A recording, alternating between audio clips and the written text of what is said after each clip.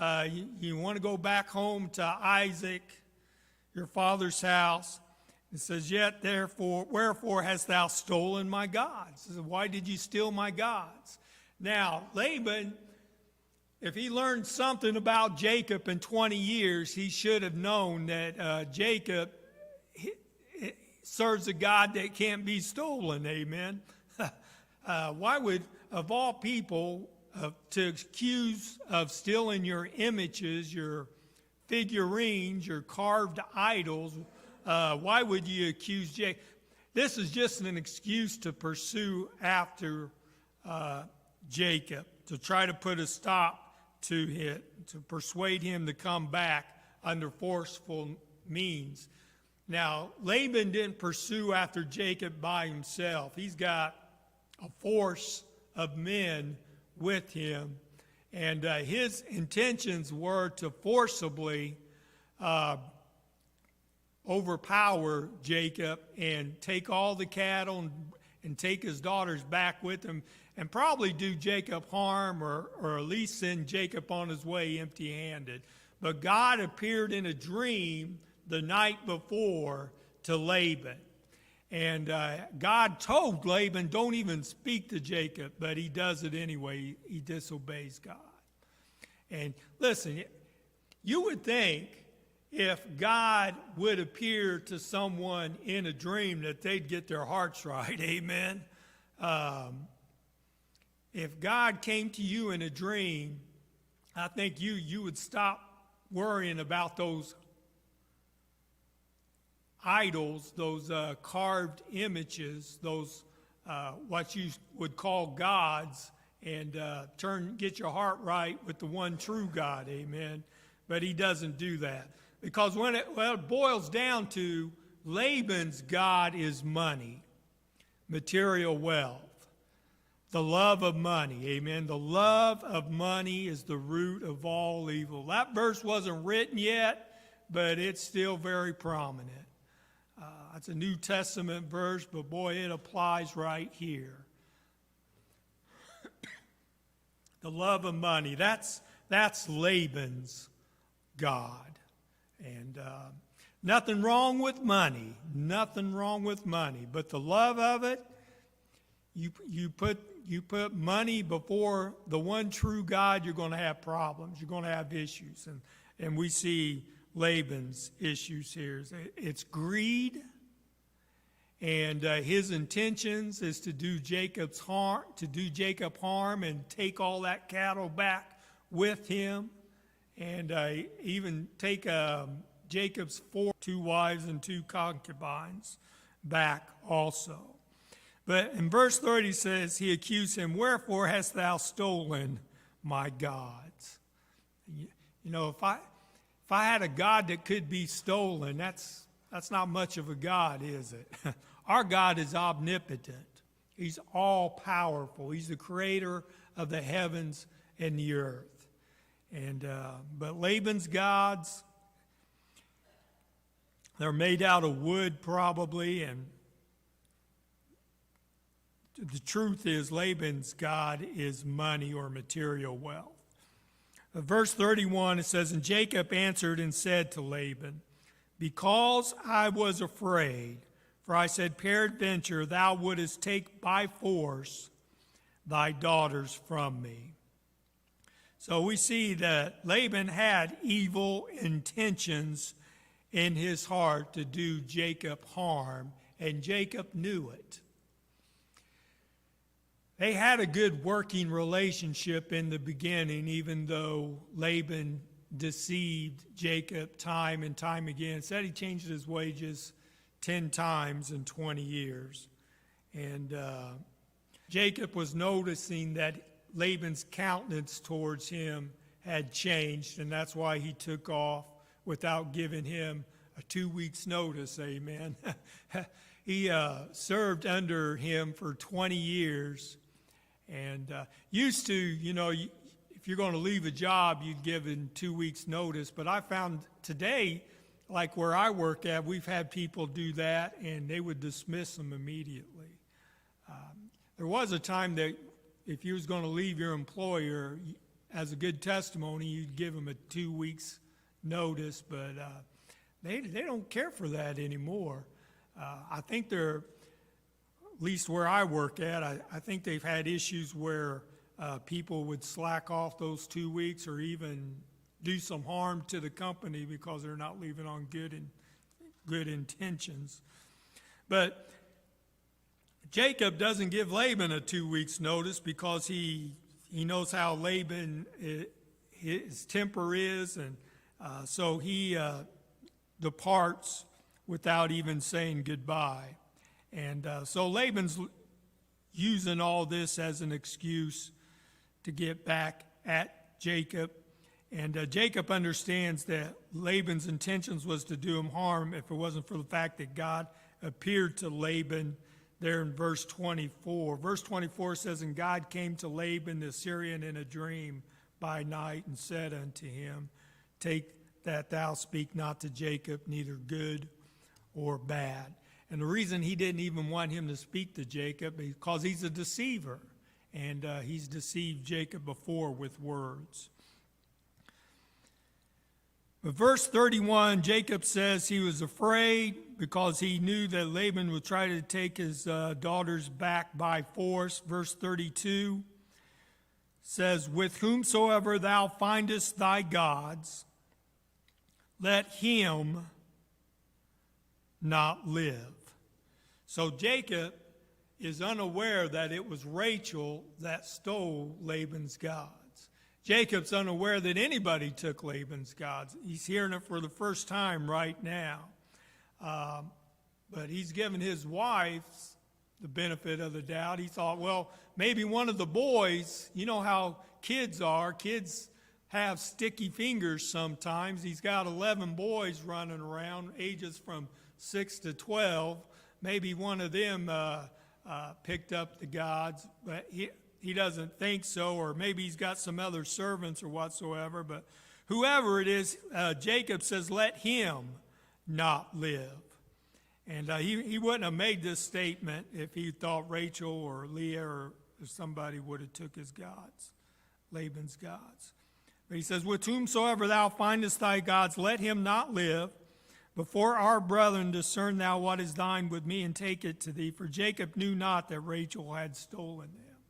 But he makes this comment, and even though we'll see that Laban didn't find his gods, Rachel would be the first one to die. She'll die a little bit later on in giving birth to Jacob's 12th son, Benjamin. So, in fact, this little prophecy here in verse 32 does come to pass. Verse 33 says, And Laban went unto Jacob's tent, and into Leah's tent, and into the two maidservants' tents, but he found them not. So, he checks Jacob's tent first. He's hoping to find them there, because for one, he could, rail on Jacob for being a hypocrite, being a thief. That's what the world wants to do, don't they? When they find out that you're a Christian, boy, they watch you like they're looking for a reason to justify their way of living and to discredit the Bible and Christianity, amen. So the first place that Laban looks is Jacob's tent. Didn't find him there, so where did he go? Then he went to Leah's tent. Then he went to the two maidservants' tents, Bilhah and Zilpah. But finally, he goes to Rachel. Rachel was probably his favorite. Rachel was probably a lot like Laban. A deceiver. And apparently, I don't know why Rachel would want to take Laban's gods to begin with, but she's the guilty party. So finally, the last place that Laban looks says, Then went he out of Leah's tent and entered into Rachel's tent. That was the last place that Laban thought he would find him. So verse 34 says, Now Rachel had taken the images and put them in the camel's furniture and sat upon them. So these were probably sort of like saddlebags. I don't know exactly what camel's furniture is, but whatever it is, Rachel is sitting on them. It says she sat upon them, and Laban searched all the tent and found them not. Verse 35, and she said to her father, let it not displease my lord, that I cannot rise up before thee, for the custom of women is upon me. And he searched but found not the images. So Rachel's very deceptive, just like her father. She learned from the best, amen. And so she deceives her dad, lies to him. Verse 36, and Jacob was wroth. Okay, now Jacob's finally had enough. He's been patient. He knows how Laban is. He's worked for him for 20 years. And we don't read. And, you know, he's changed his wages 10 times. Originally, he went there to work for Rachel's hand for 7 years. He agreed to that. And his intentions was to serve 7 years and go back home. But Laban lied to him, deceived him time and time and time again. We never read about Jacob venting his frustrations. He served and did what he was supposed to do, but now he's being falsely accused. He's being chased down. And, you know, when Laban's looking through these tents, he's probably, I can just see him ransacking the places. And so you probably got stuff thrown everywhere. It's probably looks like a hurricane's went through there, amen. The kids are probably scared. You got all these young kids around, and because, like I said, Laban didn't come by himself. He came basically with an army of men. He had intentions on doing Jacob harm. So, I mean, this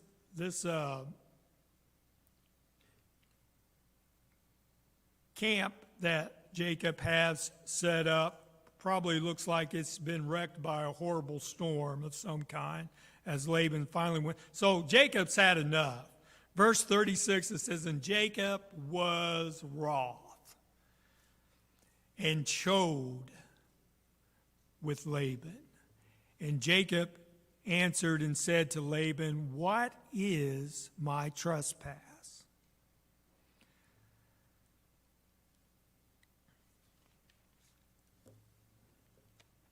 And what is my sin that thou hast so hotly pursued after me?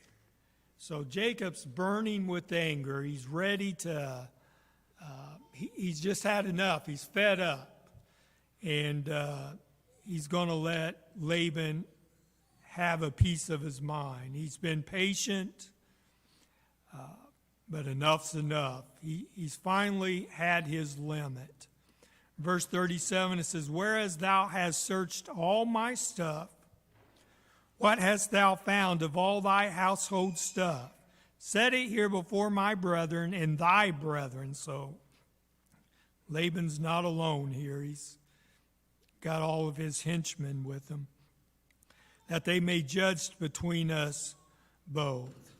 So for years, Jacob had been building up resentment against his uncle. There's no record that he ever vented or held grudges before. And he's going to give a testimony in his following verses, how that he's went the extra mile. And Laban had no right to do any of this. So verse 37 says, whereas thou hast searched all my stuff, what hast thou found of all thy household stuff? Set it here before my brethren and thy brethren, that they may judge between us both. This 20 years have I been with thee. Thy ewes and thy she-goats have not cast their young. This statement means that Jacob was a careful shepherd. He was a loving shepherd.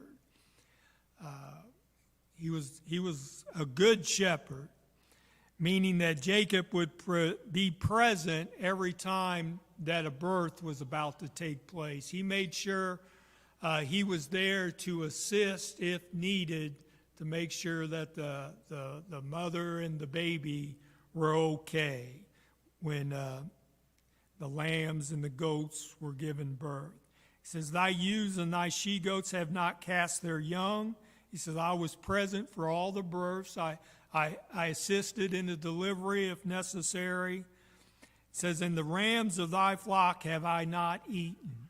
He says, you trusted me with your livestock as a shepherd, and I didn't take advantage of any of that. Over 20 years, I didn't steal from you. I was as honest as I could be.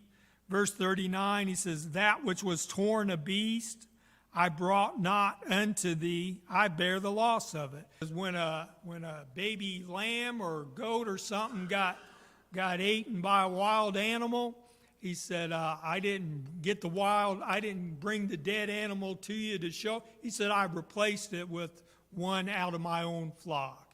I didn't even bother you with the details. I just did it. He was a good shepherd. He was an honest, hard worker. So verse 39 says, that which was torn a beast I brought not unto thee, I bear the loss of it. Of my hand didst thou require it, whether stolen by day or stolen by night. So if any of your flock came up missing, I replaced it with one of my own. Verse 40, thus I was in the day, the drought consumed me, and the frost by night. You know, the hot desert sun, and at night. I remember when I was in the Army National Guards, and we go up to Michigan for our annual training in July and August. And it's crazy, but up north, we were close to the Canadian border, and during the daytime, you'd get sunburned, but at night, there'd be frost on the ground.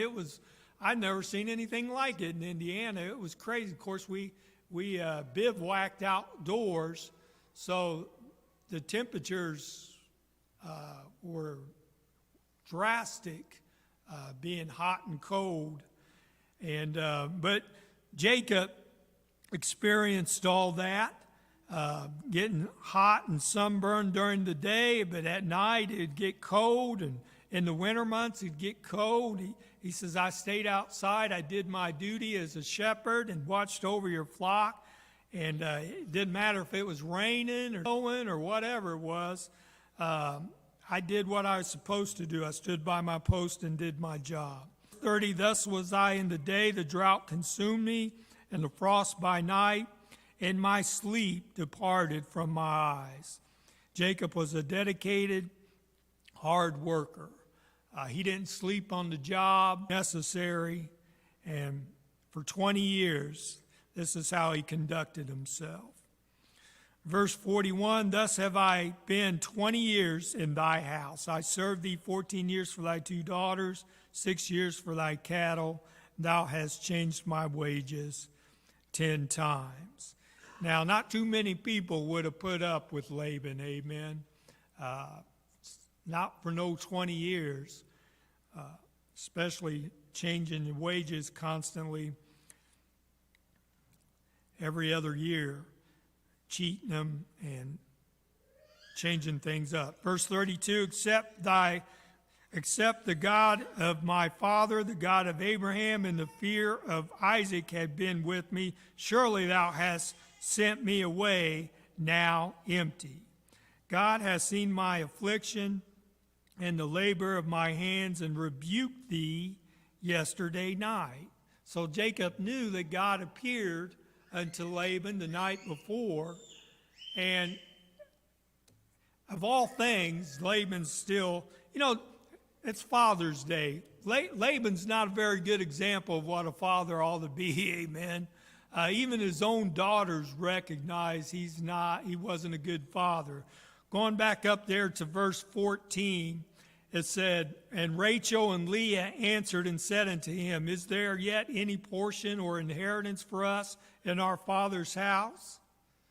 Question mark. Of course, the answer is to that, no. Verse 15, he says, are we not counted of him strangers? He doesn't even treat us like daughters. Laban he wasn't a very good father, amen. He just wasn't. And we see in verse 43, it says, and Laban answered and said unto Jacob, these daughters are my daughters. These children are my children.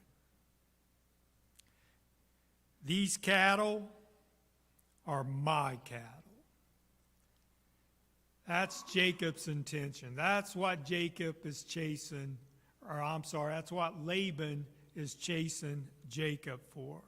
Laban's intentions was to bring the daughters back, bring the grain back, and bring all the cattle back. And best case scenario, he was going to send Jacob home empty-handed. But I imagine he was probably going to do harm to him. But God appeared unto Laban the night before in a dream. Laban still hasn't learned all his, he still thinks all this belongs to him. And verse 43 gives how he sees the situation. Laban answered and said unto Jacob, these daughters are my daughters, these children are my children, these cattle are my cattle, and all that thou seest is mine. He said, all this land around here, it belongs to me.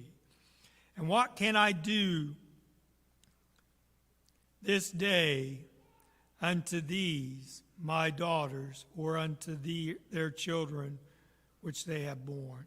Verse 44, now therefore come thou, let us make a covenant, I and thou, and let it be for a witness between me and thee. And Jacob took a stone and set it up for a pillar. These pillars stand as a covenant or agreement between the two parties. Here in verse 46, and Jacob said unto his brethren, gather stones. And they took stones and made a heap. And they did eat there upon the heap. And Laban called it Jagar Shaduatha, but Jacob called it Galeed. Verse 48, and Laban said, this heap is a witness. And that's what those two words mean in verse 47. One is the Aramaic term that Laban uses, and Jacob uses the Hebrew term for witness. Verse 48, and Laban said, this heap is a witness between me and thee this day. Therefore was the name of it called Galeed. Verse 49, and Mizpah, for he said, the Lord watch between me and thee when we are absent one from another. That word Mizpah means watchtower. And verse 50, if thou shalt afflict my daughters, or if thou shalt take otherwise besides my daughters, no man is with us. See, God is as a witness between me and thee. So Laban insults Jacob here by accusing him of not properly taking care of his daughters, or Jacob's wives, Rachel and Leah. And, that's the way people are when they're bitter. They're very hypocritical in their wording. And Laban didn't care about his daughters. He lied to them. Originally, it was supposed to be Rachel that married Jacob, but he sent Leah in the deal, and that caused frictions between the two sisters. And remember, there was a competition between them. They were back and forth and at each other, and Laban didn't care at all about his daughters. Laban's just very materialistic and all he cared about was money and wealth. But now all of a sudden he's portraying himself as some great family man of some kind. He says there in verse 50, if thou shalt afflict my daughters, or if thou shalt take other wives besides my daughters, no man is with us. See, God is a witness between me and thee. Two pillars were to represent that. It was a covenant to say to let God watch over both sides here and deal properly as needs to be fit. Verse 51, and Laban said to Jacob, behold this heap, and behold this pillar which I have cast between me and thee. This heap be a witness, and this pillar be a witness, that I will not pass over this heap to thee, and thou shalt not pass over this heap and this pillar unto me for harm. The God of Abraham and the God of Nahor. Nahor is Abraham's father. The God of their father judged between us, and Jacob sware by the fear of his father Isaac. And Jacob offered sacrifice upon the mount and called his brethren to eat bread, and they did eat bread and tarried all night in the mount. And early in the morning Laban rose up and kissed his sons and his daughters and blessed them. And Laban departed and returned unto his place. So this was supposed to be a mark to where Laban wouldn't cross over and Jacob wouldn't cross back over. And so Laban, he didn't find his gods that were stolen. He agreed to depart.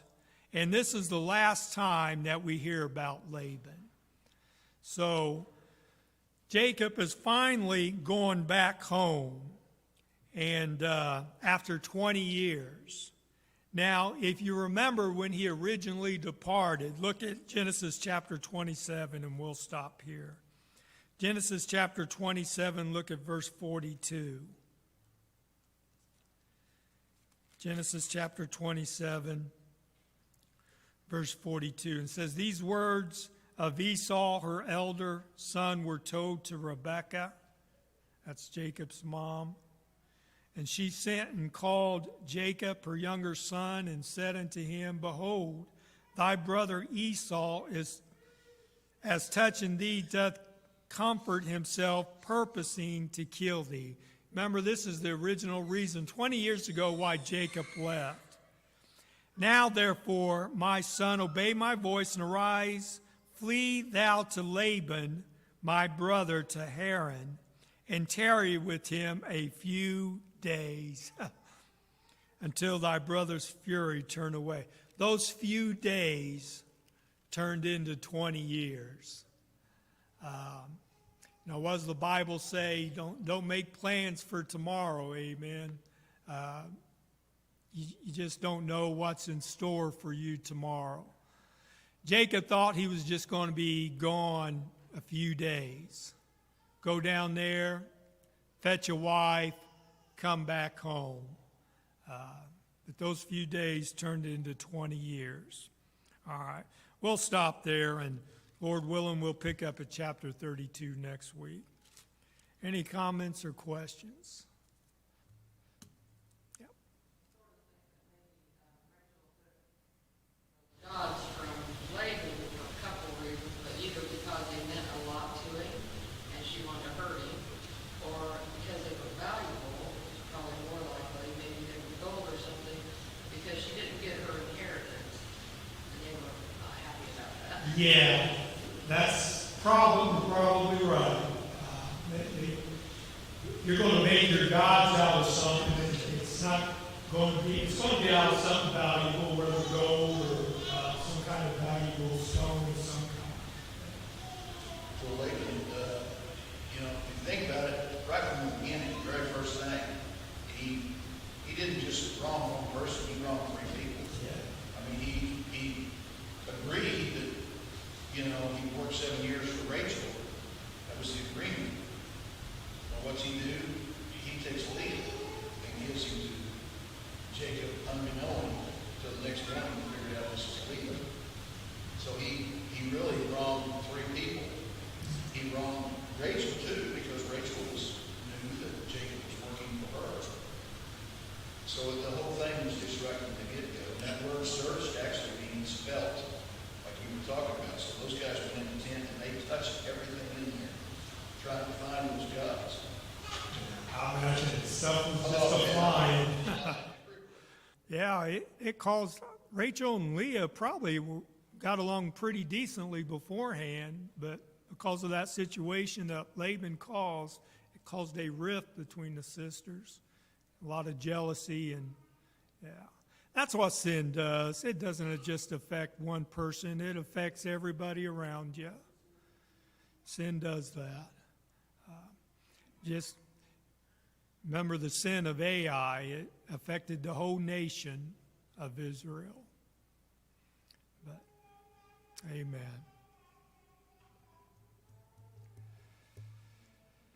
Brother Ed, won't you go ahead and dismiss us in prayer, please?